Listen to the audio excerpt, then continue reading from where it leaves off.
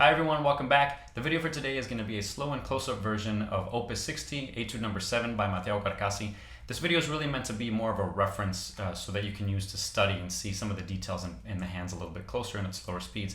If you haven't seen the full speed version or regular speed version, you can see that. I have a link to that at the end of this video and also in the description below, so please check that out if you haven't seen that already. Also, real quick, a lot of people have been asking me about this little device here. So if you saw in the other video, the performance video, I had this with the guitar on my left leg here. This is typically your classical position on the left leg. Right now I have the guitar on my right leg. That's just for the video so you can see both hands. But this device is called a guitar support and it is awesome. This particular one is the Ergo Play Tappert. I have a link to that in the description below and I highly recommend it.